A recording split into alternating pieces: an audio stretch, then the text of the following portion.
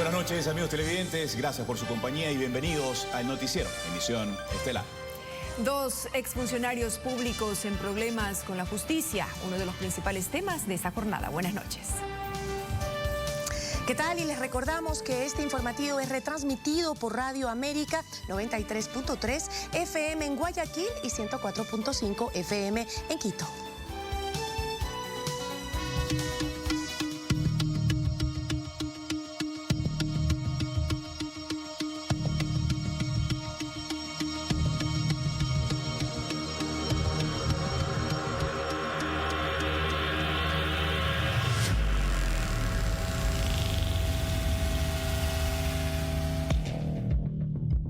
Después de 6 meses de iniciar la investigación fiscal, se vinculó a un ex alto funcionario del Seguro Social a un caso de corrupción en hospitales públicos, donde también son investigados los hermanos Bucaram Puley, Salcedo Bonilla y otras personas. Paul Granda será indagado por delincuencia organizada y se le dictó arresto domiciliario.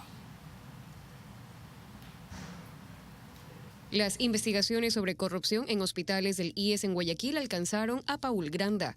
Este viernes 6 de noviembre, el juez Ronald Guerrero decidió vincular al expresidente del directorio del IES al caso de delincuencia organizada y ordenó arresto domiciliario en su contra. El general del Estado pidió la prisión preventiva, nosotros justificamos el arraigo de Paul. Paul se encuentra en el país, la esposa de Paul se encuentra en el país, los hijos de Paul se encuentran en el país. Él no se ha movido durante este tiempo, de tal manera que es innecesaria la medida cautelar. La Fiscalía indaga una presunta red integrada por los hermanos Bucaram Puley, los hermanos Salcedo Bonilla y otros ex altos funcionarios del Hospital Teodoro Maldonado Carbo para la venta de insumos médicos con sobreprecio. El argumento de la Fiscalía son las supuestas visitas en el puerto principal por parte de Granda a Daniel Salcedo, documentadas en una bitácora. Las bitácoras son tan mal llevadas que si ustedes ven las bitácoras tenemos un ingreso un día sin salida. Y tenemos una salida otro día sin ingreso. Y si contamos entre ingreso y salida, han pasado 35 días. El caso regresó a Guayaquil luego del pronunciamiento de la Corte Nacional de Justicia este 31 de octubre,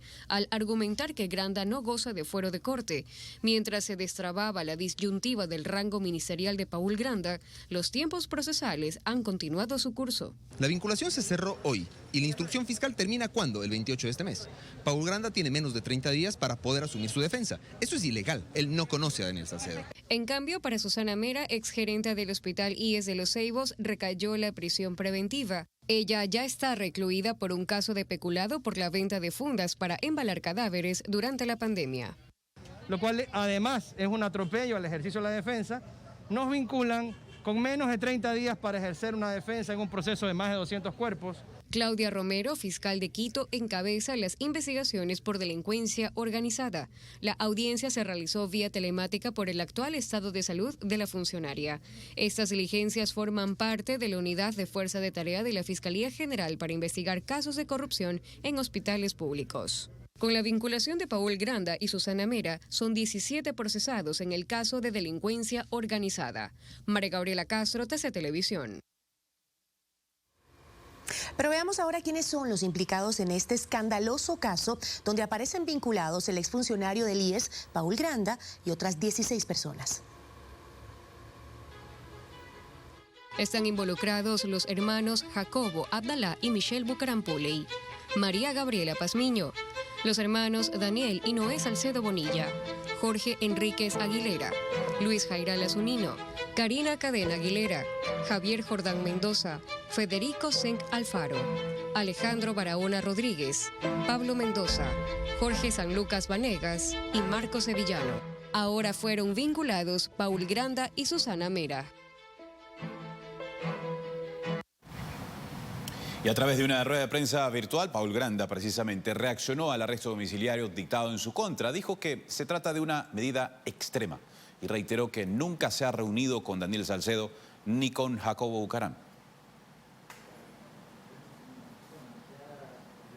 Se ha dictado arresto domiciliario. Es una medida que para nosotros es muy extrema, compleja. ¿Por qué? Porque hoy estamos procesalmente en una fase de investigación. La investigación se termina en 30 días. La vinculación implica sumar a una persona para que sea parte del proceso de investigación. Que existe una injusticia y una animadversión establecida en mi contra por parte de la señora fiscal Romero, que privilegia los hechos mediáticos a la verdad, a la objetividad. Yo no conozco al señor Salcedo, no me he reunido con el señor Salcedo, no conozco ninguna de sus propiedades. Yo no conozco al señor Jacobo Bucaram, ni él debe conocerme a mí. Yo no conozco a los hermanos Bucaram. Con quien sí he conversado, porque es dirigente de un partido político, es con el señor Dalo Bucaram, pero de términos y de temas absolutamente políticos, ¿sí? Pero no se puede decir que una reunión de carácter político. Además, yo le pregunto a todos los políticos de Guayaquil, a todos los políticos del país, que algún momento hemos tenido reuniones entre nosotros. ¿Eso le vincula a un delito de alguna de las personas con las que se conversó? De ninguna manera.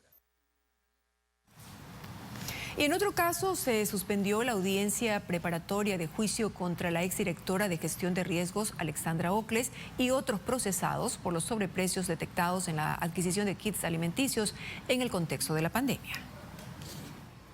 Y justamente, Rocío, la jueza nacional Daniela Camacho determinó que el caso pase a un magistrado ordinario porque Ocles no tiene fuero de corte.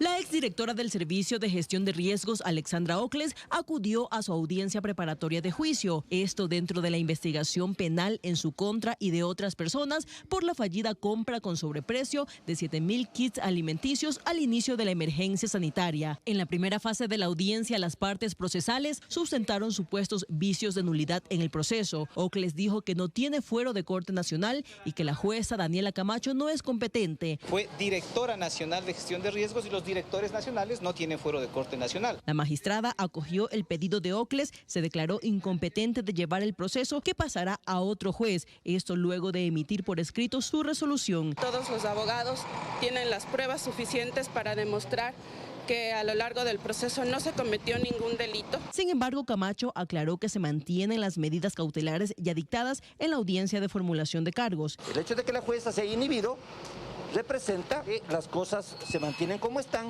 Según un informe de Contraloría, los kits fueron comprados con un 40.23% de sobreprecio y tras escándalos en medios de comunicación, el contrato fue suspendido por mutuo acuerdo. A esta audiencia en la Corte Nacional, donde hubo una falsa alerta de bomba, no fue llamado el coordinador financiero, pues un día antes Fiscalía dictó auto de sobreseimiento y la jueza Camacho solicitó se revoquen las medidas cautelares en su contra. Fabiola Santana, TC Televisión.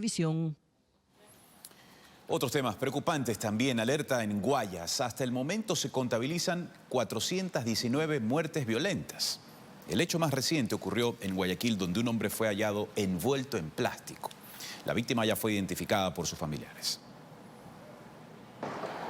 La vestimenta que cargaba la víctima fue fundamental para que la familia lo identifique. Se conoce que unos amigos lo fueron a buscar a su casa y de ahí no se supo nada más. La persona fue identificada como el ciudadano González Rodrigo Zalan, quien presenta antecedentes. Tiene un antecedente en el 2015 por ocultación de cosas robadas. También presenta 3 procesos judiciales abiertos en la Fiscalía. La policía confirmó que Alan González Rodríguez tiene un corte profundo en el tórax.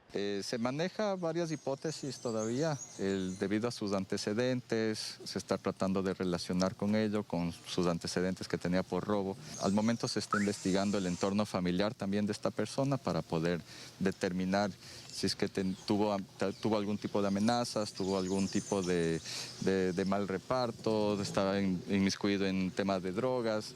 La provincia del Guayas comprende 25 cantones. Hasta el momento existen 419 muertes violentas. En ese mismo periodo el año pasado se contabilizaron 326.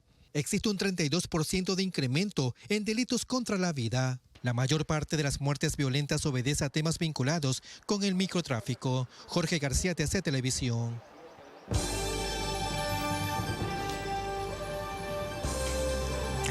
En instantes, doble homicidio en una zona rural del Guayas. Con eso regresamos luego de la pausa.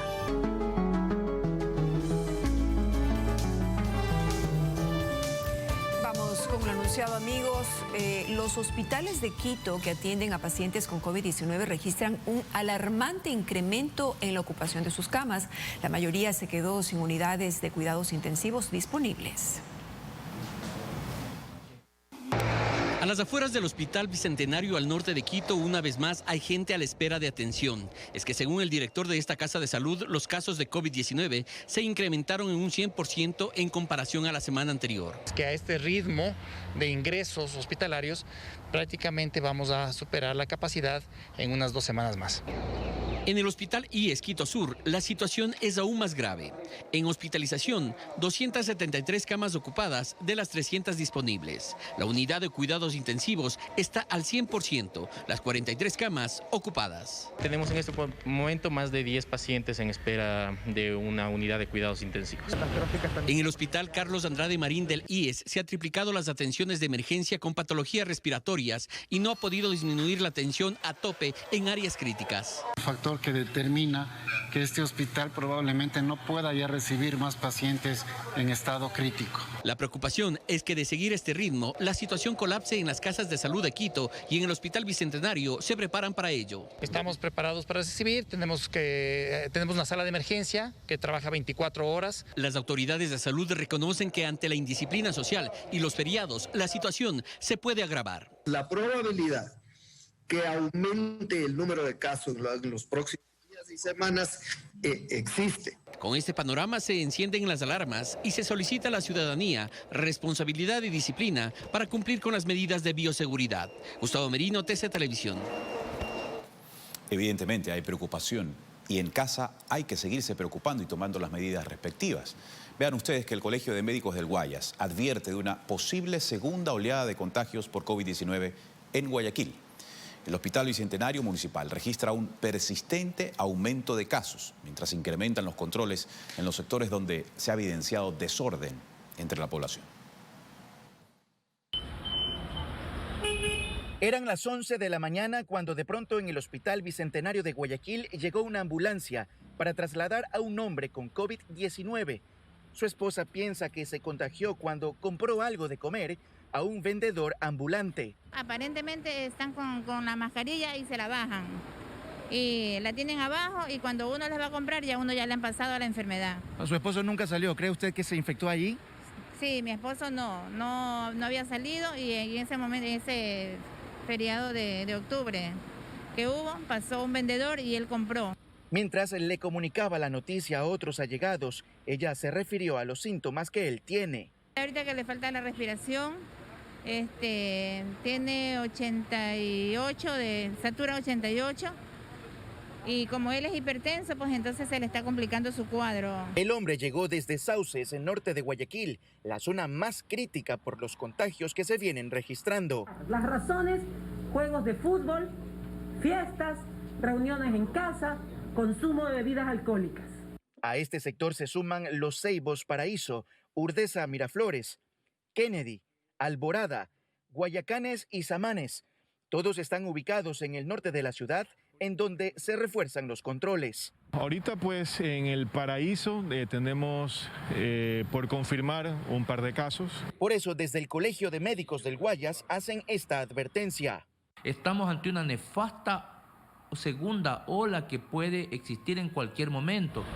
Ahora, volviendo al Hospital Bicentenario, hoy se registró cómo llegaban muchas personas por la sospecha de tener el virus. ¿Por qué sospecharon de aquello? Sí, el familiar tenía ahogo, fiebre. Está con una tos y ha estado días anteriores estuvo con fiebre, pero hace más de 10 días, 15 días más o menos. Por su parte, el director de la unidad médica confirmó el incremento de los casos. Tenemos cerca del 92-93% de casos ingresados PCR positivos por COVID.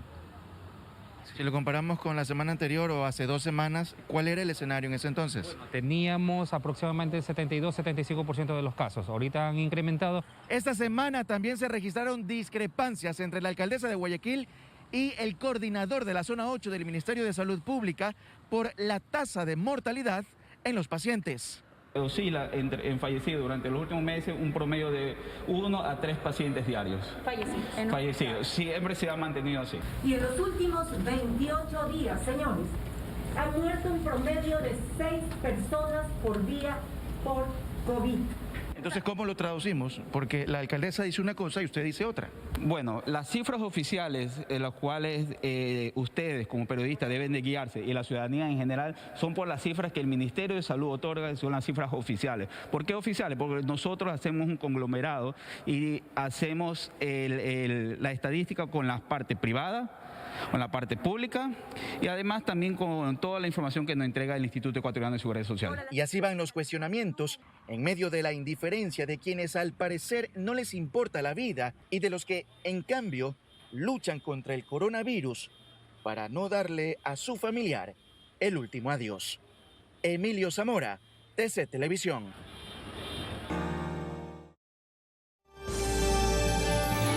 Continuamos informando. A través de una reforma se busca endurecer las penas privativas de libertad contra quienes, escuche bien, publiquen en redes sociales videos con contenido sexual de otras personas sin su consentimiento. La intención es que se consideren agravantes como difundir imágenes íntimas de menores de edad.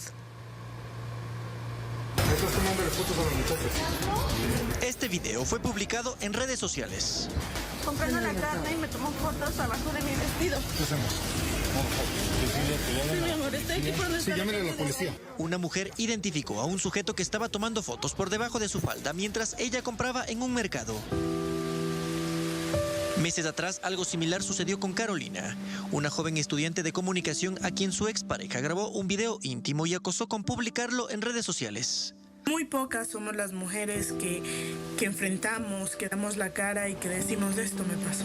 Actualmente en la Asamblea Nacional está en análisis un proyecto de reformas al Código Orgánico Integral Penal para sancionar con hasta 4 años de cárcel a quien publique audios y videos con contenido sexual para perjudicar a otra persona. Principalmente en la protección de la intimidad, en la integridad, en la dignidad de los niños, niñas y adolescentes y principalmente en la protección de estos registros. La pena será de hasta 6 años si ese video vincula a niños, niñas y adolescentes o personas con discapacidad. Recordemos que ya existe en el artículo 178 del Código Orgánico Integral Penal una tipificación al respecto que es la violación a la intimidad. Pero si el video es comercializado a través de redes sociales, blogs, correos o juegos en línea, sin el consentimiento de la otra persona, la pena llegaría hasta 10 años. También consta como agravante que de por medio existan amenazas o chantajes. El tema está en análisis en el Parlamento. Cristian Hidalgo, TC Televisión. Esperemos el Parlamento lee la celeridad del caso. Y vamos a continuar en esta materia también. Las reformas a la Ley de la Función Legislativa entrarán en vigencia una vez que sean publicadas en el registro oficial. El presidente Lenín Moreno no presentó observaciones al contenido aprobado por la Asamblea. Uno de los cambios que constan en las reformas es la sanción de destitución para los legisladores que soliciten los denominados diezmos a sus colaboradores. Además, no podrán ejercer un cargo público durante 2 años. Se creará un comité de ética que analizará este tipo de denuncias y también se establece que todos los procesos de juicio político pasarán al Pleno de la Asamblea. En cuanto a la Ley de la Función Judicial, el Ejecutivo presentó un veto parcial con 24 observaciones al proyecto de reformas aprobadas por la Asamblea. Y por otra parte, la Procuraduría General del Estado inició el trámite para recuperar los 14,7 millones de dólares que deben pagar los 20 sentenciados por el caso Sobornos, entre ellos el expresidente Rafael Correa. Esa institución presentó un pedido a la Corte Nacional de Justicia para iniciar el cobro. Solo uno de los 20 sentenciados por el caso Sobornos 2012-2016 ha pagado el monto que le corresponde por reparación integral al Estado. Eso me permite concluir por deducción que ninguno de los otros lo ha hecho y que el señor Correa tampoco lo ha hecho. El plazo para el pago venció ayer. Es por esto que Procuraduría General presentó hoy al Tribunal de Juzgamiento la solicitud de ejecución de la sentencia y adicional presentó información de bienes de los sentenciados. Con cargo a esos bienes, obviamente al Tribunal de Ejecución le corresponderá disponer el embargo de esos bienes y sacarlos a remate. En términos generales diría que sí, la gran mayoría de los sentenciados tienen la posibilidad de hacerlo. En el informe consta que el expresidente Rafael Correa es propietario de una casa y un departamento y además confirmó que se le suspendió el pago de la pensión vitalicia al igual que al ex vicepresidente Jorge Glass. De modo que si el señor Glass no va a recibir ese pago, mal va a poder transferir al pago de las pensiones alimenticias de sus hijos. Sin embargo, la Procuraduría busca recuperar otros rubros de reparación integral de anteriores sentencias de casos de corrupción, por ejemplo, en el caso Petroecuador, Odebrecht y sobreprecios en el IES. Son $364.000 de Alex Bravo, $12.6 millones de Carlos Pareja Yanuseli, $3.6 millones de María Sol Larrea, $614.000 de Pedro Delgado y $33.3 millones de Jorge Glass y otros. En total, son $89.3 millones a recuperar. En el caso sobornos, puntualmente, el procurador dijo que también identificarán los bienes en el exterior. De los $14.7 millones, $778.000 deben pagar los autores y coautores y $368.000 los cómplices. Fabiola Santana, TC Televisión. Revisamos otros temas. Pese a los 5 días transcurridos, aún no se ha sofocado en su totalidad el incendio en la empresa cartonera de Durán. Según el municipio, la compañía operaba sin permisos de funcionamiento y ahora será sancionada. Sus directivos no se han pronunciado al respecto. En un predio aproximado de 4 hectáreas de una empresa cartonera ubicada en el cantón Durán, provincia del Guayas, personal y maquinaria pesada retira escombros y aplaca llamaradas que surgen entre los restos del incendio ocurrido la noche del lunes. La situación aún es de peligro. El propio alcalde de la población ha señalado que la empresa cartonera tendría responsabilidades que atender frente a la emergencia. Hubieron recomendaciones que se hicieron, no habían permiso para ocupar esa área de terreno para poner tantas bobinas, y lo peor de todo, que en la mañana, del martes de la mañana, 10 de la mañana, el comandante de los bomberos dio la recomendación a los señores de Procarsa desalojar las bobinas o en su defecto inundarlas, mojarlas, porque había el riesgo de que como estaba cerca del otro incendio, se contamine y se incendie. Ellos hicieron caso omiso a esto y por eso fue el segundo incendio al cual quien le habla como alcalde de la ciudad denunció porque no tenían ellos los permisos respectivos de toda el área ocupada. Serían multas y también cobro de los gastos generados. Prácticamente ellos estaban trabajando en forma clandestina. Sobre estas acusaciones, Procarsa no se quiso pronunciar, pese a los reiterados pedidos de entrevista. Y hay otras responsabilidades que la compañía debe atender, no solo frente al flagelo. Llama mucho la atención el manejo financiero de la empresa. Procarsa, dedicada a la producción de cajas de cartón corrugado para embalaje de productos, el año pasado reportó ingresos por $169 millones en ventas, unos 14 millones más que en el 2018. Su capital es cercano a los $28 millones y su principal accionista es comercializadora de papeles y cartones Surpapel S.A., seguida de una firma holandesa, y como tercer propietario figura un ciudadano llamado Óscar Antonio Illingworth Guerrero. La empresa productora cartonera renovó en diciembre sus pólizas de seguros contra incendios y daños en sus instalaciones, máquinas y equipos. Estableció pagar una prima anual superior a los $700.000, la mayor parte para asegurar sus equipos de producción, los mismos que forman parte de sus activos totales, valorados a enero del 2020 en cerca de $200 millones. Las pólizas están vigentes ante el supuesto de que eventos contrarios y desfavorables afecten la operación normal de la compañía. Procarsa está conformada por 614 empleados. José Luis Calderón, TC Televisión. El proyecto denominado Artesano Artista se reactivó tras varios meses de suspensión por la pandemia. En el norte de Quito se exhiben piezas únicas y llamativas elaboradas por ecuatorianos. Esta iniciativa es impulsada por Rocío González de Moreno, la esposa del presidente de la República. Esta es la vitrina en donde se ve materializada la creatividad de cientos de artesanos ecuatorianos. El lugar en donde se expone la belleza, la riqueza y la diversidad de cada rincón del país. Fíjese este poncho, fíjese los bordados, pero sobre todo las joyas son impresionantes. Estas piezas son únicas e irrepetibles. Las promocionaron por primera vez en los bajos del Palacio de Gobierno en 2017, local al cual lo llamaron Artesano Artista, impulsado por Rocío González de Moreno. Para mí la artesanía ha sido parte de mi vida, soy una pequeña artesana. Pero por motivos de la pandemia cerró y ahora vuelven a reabrir en un centro comercial del norte de Quito. Tenemos una exhibición de las fantásticas, maravillosas cosas que se hacen en nuestro país. En este proyecto participan 80 artesanos, de los cuales también utilizan sus manos como herramientas. Este trabajo maravilloso que es parte de nuestra identidad, es parte de nuestro país. Inspirados en su mayoría en la naturaleza. Lo mejor que tenemos es saber que trabajamos algo de primera. Como estos aretes de concha y caracol de Santa Elena.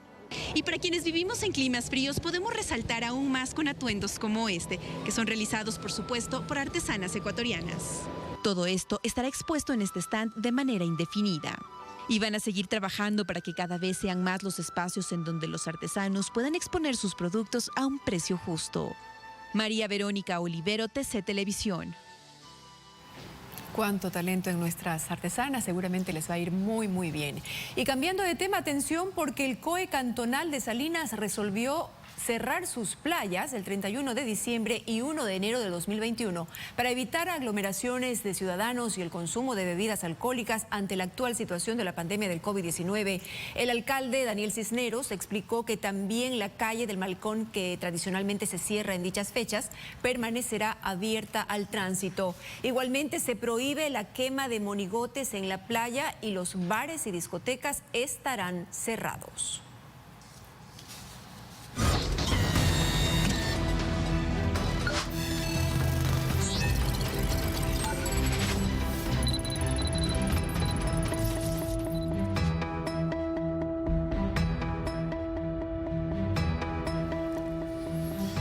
Con apenas 21 kilómetros de extensión y a un costo de $100 millones, la vía Manta-Colisa en la provincia de Manabí se ha convertido en la más cara del país. La carretera debía entregarse en el 2019, pero aún no puede servir a las comunidades asentadas a lo largo de su tramo y demás. ¿Qué ha pasado y por qué no se la ha completado?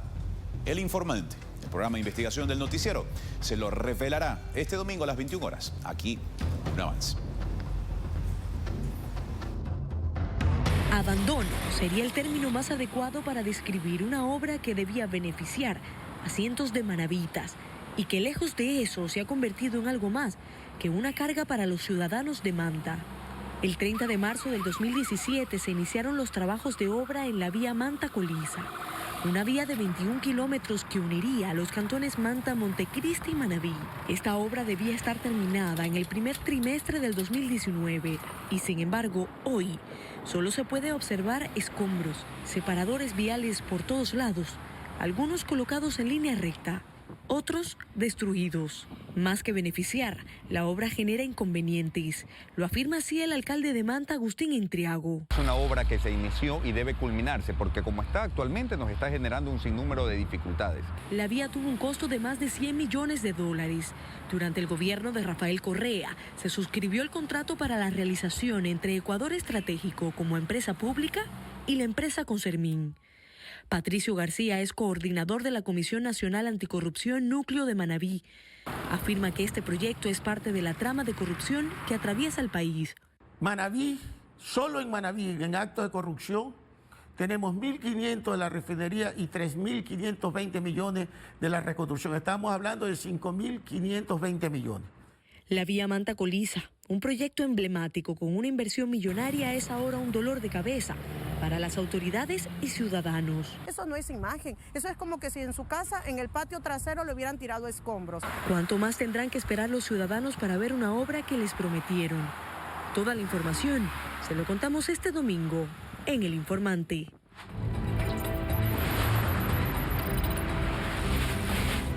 Más de este doloroso incumplimiento el domingo a las 21 horas. El Informante por TC Televisión.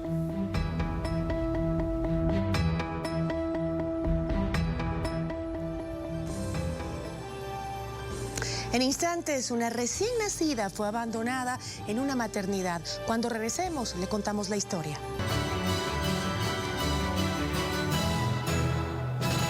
Joe Biden está a un paso de convertirse en el próximo presidente de Estados Unidos. El candidato demócrata solo necesita ganar uno de los 4 estados en disputa para llegar a la Casa Blanca. Pero el resultado podría demorar aún más, debido a que algunos estados clave anunciaron el recuento de votos. Hasta tanto, Donald Trump reiteró que disputará los resultados en la justicia.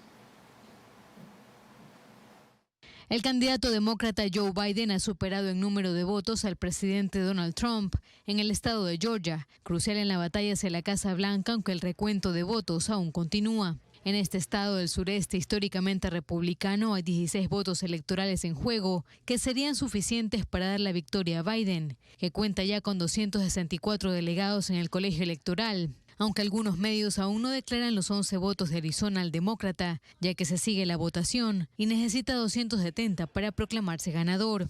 Sin embargo, autoridades de Georgia informaron que van a proceder a un recuento de votos de las presidenciales, porque la diferencia es de menos de medio punto porcentual entre el total de ambos aspirantes y porque así lo establece la ley estatal. A medida que nos acercamos al conteo final, podemos comenzar a mirar hacia nuestros próximos pasos. Con un margen tan pequeño habrá un recuento. Wisconsin también anunció que volverá a contabilizar las boletas y no se descarta que otros estados clave se sumen al reconteo de votos para confirmar el resultado final. A un paso de la Casa Blanca, Biden solo necesita ganar uno de los 4 estados todavía en disputa para alzarse con la victoria. Pensilvania, la máxima obsesión del Partido Demócrata, también pasó al campo de Joe Biden este viernes. Sin embargo, el conteo de votos aún continúa. Con Pensilvania de su lado, Biden sumaría 20 electores decisivos para convertirse en el próximo presidente. No tenemos dudas de que cuando termine el conteo, la senadora Kamala Harris y yo seremos los ganadores. Biden también rechazó las denuncias de fraude realizadas por Donald Trump y su campaña, que insiste en que se contaron votos ilegales y que disputará los resultados en la justicia. Algunos expertos han dicho que el escrutinio puede abrir una crisis peor que la protagonizada entre George Bush y Al Gore por el recuento de votos en Florida en el año 2000.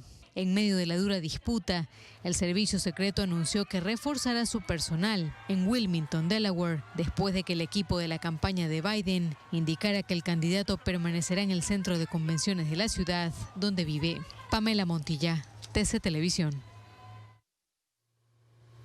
Y mientras tanto, cadenas de televisión estadounidenses interrumpieron la transmisión de un discurso del presidente Donald Trump por considerar que su contenido propiciaba la desinformación.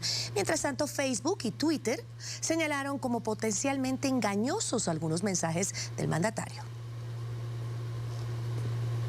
Mientras continúa el escrutinio de los comicios en Estados Unidos, el presidente Donald Trump reiteró nuevamente que hubo fraude en las elecciones, de las que se considera ganador, a pesar de que su rival demócrata Joe Biden lleva la delantera cuando se esperan resultados claves. Desde la Casa Blanca, Trump decía: Si contamos los votos legales, fácilmente gano. Si cuentas los votos ilegales, ellos pueden tratar de robarnos la elección. Si cuentas los votos que llegaron tarde, los estamos observando de cerca, pero muchos votos llegaron tarde. En ese momento, muy rápidamente, el canal MSNBC cesó su transmisión en vivo. Bueno, aquí estamos nuevamente en la posición inusual de tener que no solo interrumpir al presidente de Estados Unidos, sino también corregirlo, señaló el presentador Brian Williams. NBC News y ABC News también interrumpieron la transmisión, que finalmente acabó no siendo una rueda de prensa, ya que el presidente abandonó el escritorio sin contestar preguntas de los periodistas. Por su parte, Facebook y Twitter ocultaron al menos 10 posts de Trump que consideran que solo desinforman. Este tuit encendió la polémica. El mandatario republicano acusó a sus rivales demócratas de tratar de robar las elecciones presidenciales y Twitter tomó cartas en el asunto. En la cuenta de Trump, la publicación ya no aparece de inmediato, sino que hay que hacer un clic encima para poder leer su contenido y se muestra una advertencia sobre contenido potencialmente engañoso. En Facebook el mensaje era aún visible, pero la red social le añadió un enlace que lleva a su centro de información sobre las elecciones para indicar que el conteo de votos está en marcha. Las redes sociales desplegaron un arsenal de medidas para limpiar su reputación, puesta en entredicho por las grandes operaciones de manipulación orquestadas desde el extranjero previo a los comicios estadounidenses del 2016. Pamela Montilla, TC Televisión. Panorama candente en Estados Unidos. Cambiamos de tema para contarles que el archipiélago colombiano de San Andrés, Providencia y Santa Catalina recibió el coletazo de ETA, el huracán degradado a depresión tropical que castiga a Centroamérica. Más de 170 personas han muerto o están desaparecidas en Guatemala y Honduras. Detalles. Impacto directo de ETA en el archipiélago colombiano de San Andrés, Providencia y Santa Catalina. El huracán degradado a depresión tropical que castiga Centroamérica no azotó directamente a las islas, pero el coletazo causó daños importantes. Las autoridades de San Andrés declararon la calamidad pública para facilitar la ayuda del gobierno central y el desembolso de recursos para paliar los daños. Ubicado en el extremo norte del territorio colombiano, el archipiélago tiene unos 70.000 habitantes que en su mayoría viven del turismo. A su paso por Guatemala, el huracán dejó 170 muertos, así como graves inundaciones. Según la presidencia, la mayor parte ocurrió en una aldea indígena del departamento norteño de Alta Verapaz, donde un deslave dejó al menos 25 casas derrumbadas. En Honduras, el Valle de Sula estaba convertido en una enorme laguna al desbordarse los ríos Ulúa y Chamelecón. El presidente Juan Orlando Hernández envió helicópteros y lanchas militares a esa zona para rescatar a los pobladores. El Centro Nacional de Huracanes de Estados Unidos indicó que al entrar a las lagunas cálidas del Caribe, ETA podría volver a fortalecerse a tormenta tropical en su camino a Cuba. Pamela Montilla, TC Televisión. A noticias, 2 hombres fueron ejecutados en un terreno abandonado en el cantón Balsar. Nicole Khalil viajó al sector y nos informa cuáles fueron los móviles de estas muertes en la provincia del Guayas. Uno de los fallecidos tiene antecedentes penales por tenencia ilegal de estupefacientes. La hipótesis que tiene la policía del móvil del crimen es la disputa de territorio. Solo en Balsar, uno de los 25 cantones de la provincia del Guayas, se registró en el 2019 6 muertes violentas, mientras que este 2020 van 11, es decir, casi el doble. Introducción de la venta de las sustancias, entre ellas la conocida como H. Acá está recién ingresando este producto y es lo que los microtraficantes o expendedores son los que no están permitiendo el ingreso de estas personas. Si no, se atacan entre ellos. Así es, la lucha de poderes y de territorio. Este es el terreno donde fueron abandonados y asesinados a balazos los jóvenes de 22 y 25 años. La tarde de este jueves, en la vía Los Palitos, en el sur del cantón Balsar, en la provincia del Guayas. El occiso tenía una herida posiblemente de arma de fuego a la altura de la cabeza. El herido fue trasladado de la misma manera, tenía un orificio posiblemente de arma de fuego a la altura de la frente, ¿sí? El que fue trasladado hasta el hospital y posterior, en horas de la tarde, falleció. Moradores del sector alertaron a la policía por un chat comunitario. Por versiones de los moradores indican que escucharon 2 detonaciones de armas de fuego. Entonces suponemos que fue ahí el momento donde ellos les agredieron con las armas de fuego. Familiares de las víctimas no quisieron dar declaraciones a la prensa. Los cuerpos fueron trasladados a la morgue de Quevedo para realizarles la autopsia. La policía ha realizado operativos, pero hasta el cierre de este reportaje no hay ningún detenido. Nicole Khalil, TC Televisión. Y la mujer que habría asesinado a sus hijos con veneno sería una asesina en serie.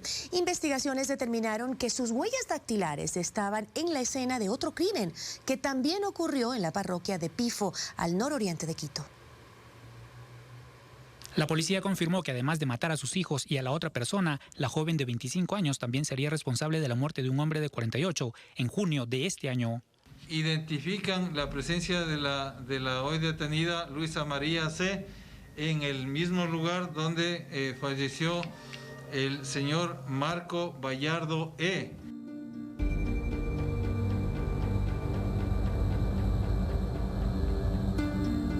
El 11 de junio de este año, también en Pifo, la unidad de criminalística hizo el levantamiento de un cadáver de lo que se pensó era una muerte no violenta.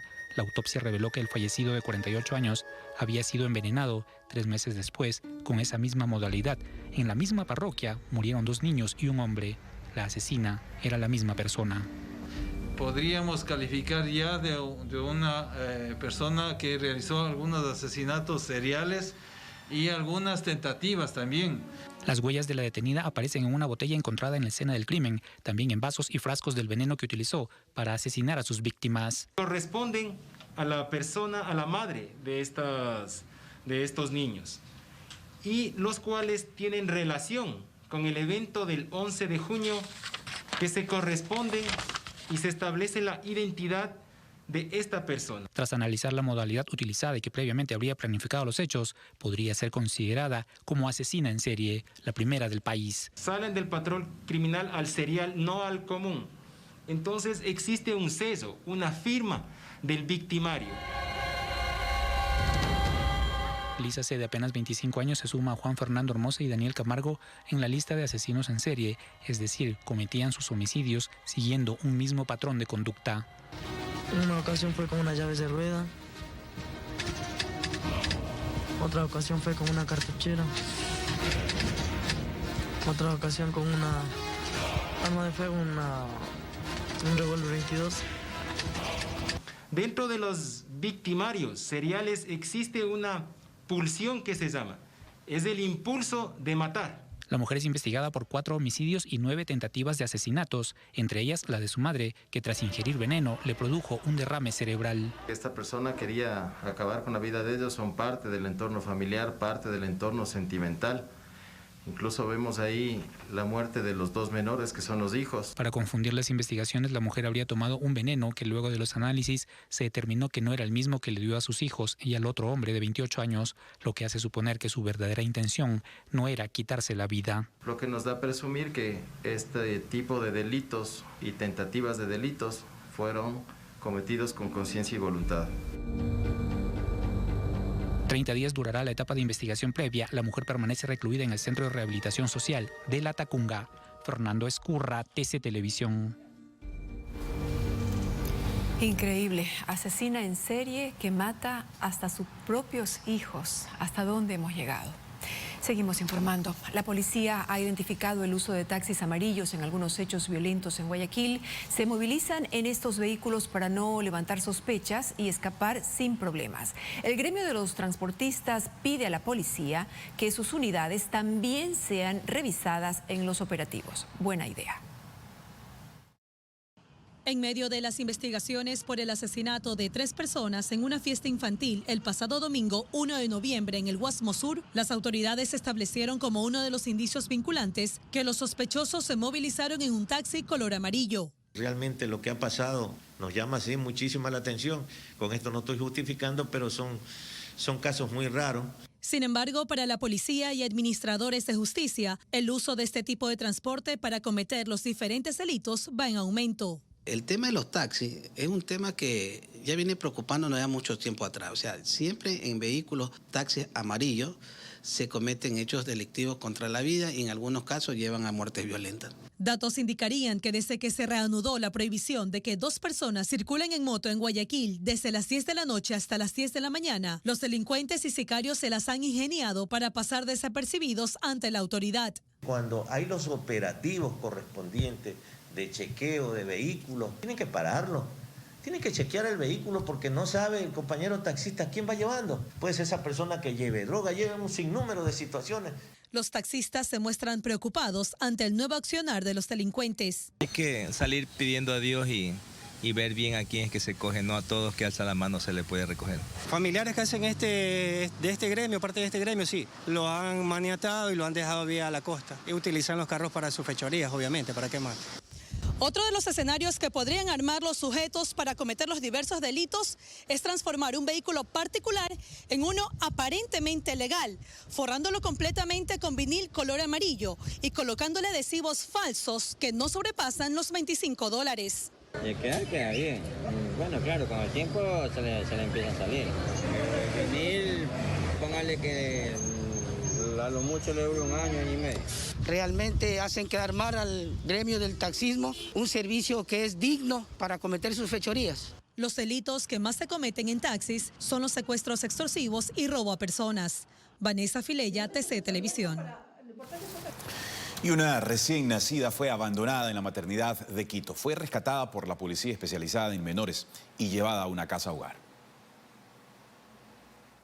La mujer ingresó con dolores de parto, dio a luz y desapareció sin dejar rastro. Las enfermeras se percataron que la niña lloraba sola en su cama. Buscaron a su madre por todo el hospital, pero no la encontraron. Nos trasladamos al lugar, pudimos verificar de que efectivamente existía una niña abandonada. Tras confirmar el abandono, se hicieron los trámites para que la niña sea llevada a un lugar donde recibirá los cuidados necesarios hasta que sus familiares sean encontrados. Realizamos las coordinaciones pertinentes con una casa de acogida temporal, lugar en donde va a ser ingresada la niña y en donde se pretende restituir derechos que le han sido negados. Desde que se inició la pandemia han sido abandonados al menos 8 recién nacidos a nivel nacional. De plástico al lado de un río y, como en este caso, dentro del hospital, fueron dejados los neonatos por sus madres. Esto está considerado como delito. La persona que abandone a un recién nacido tendrá una pena privativa de la libertad de 1 a 3 años. El abandono genera la muerte de la víctima, la pena privativa de la libertad será de 16 a 19 años. Las investigaciones continúan para ubicar a la madre de la niña. De no encontrar a otros parientes cercanos, podría ser considerada para el programa de adopción. Escurra, TC Televisión.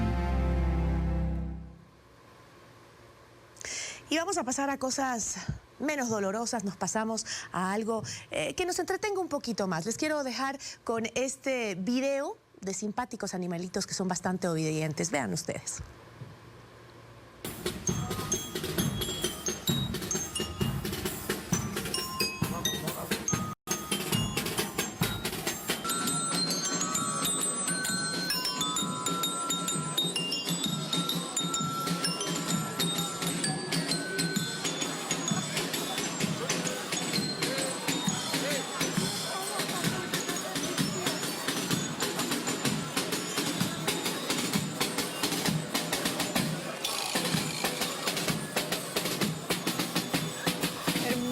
Estos animalitos y cómo dan ejemplo de orden, de disciplina. Ahí van, no rompen fila por nada del mundo, ofreciendo un espectáculo maravilloso, agradable, sobre todo en estos momentos, ¿no?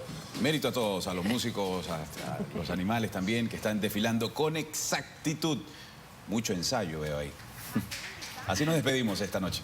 Un abrazo para todos, descansen. Una buena noche, un buen fin de semana también y recuerde protegerse del coronavirus porque todavía el virus está entre nosotros. Una buena noche y buen fin de semana.